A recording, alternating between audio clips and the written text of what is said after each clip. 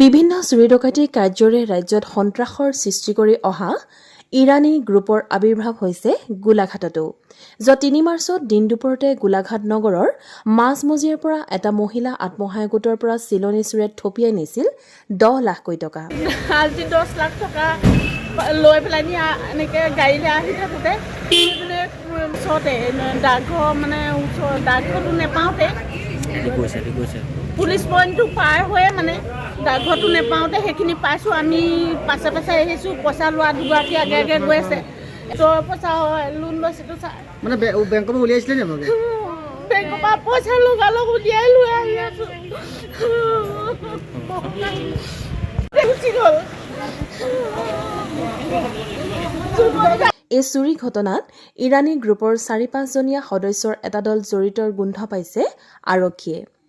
উল্লেখযোগ্য যে কাবৰুগাঁও অশ্বিনী আত্মসহায়ক গোটৰ ১০ গৰাকী মহিলাই ষ্টেট বেংকৰ পুলিবৰ শাখাৰ পৰা যোৱা ৩ মাৰ্চত ১০ লাখ টকা মোনাত ভৰাই খোজকাঢ়ি গৈ থকা অৱস্থাত এখন বাইকত উঠি অহা চিলনী চুৰে ধনৰ মোনাটো আজুৰি লৈ চকুৰ প্ৰচাৰতে উধাও হৈছিল।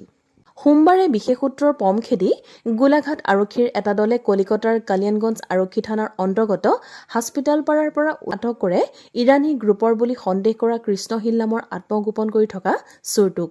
এয়া গোলাঘাট আৰক্ষীৰ এক উল্লেখযোগ্য সফলতা বুলি ক'ব পাৰি। বৰ্তমান আৰক্ষীয়ে চোৰটোক স্বাস্থ্য পৰীক্ষা কৰাই নিজৰ জিম্মাত ৰাখি সোধপোছ অব্যাহত ৰাখিছে। জনামতে আৰক্ষীয়ে কৃষ্ণশীল নামৰ চোৰটোৰ পৰা ১২২খন মোবাইলৰ ভুৱা চিম উদ্ধাৰ কৰিছে। সাংবাদিকৰ আগত কৃষ্ণশীলে উক্ত চুৰি কাৰ্যৰ লগত তেওঁ জড়িত নাই বুলি উল্লেখ কৰে।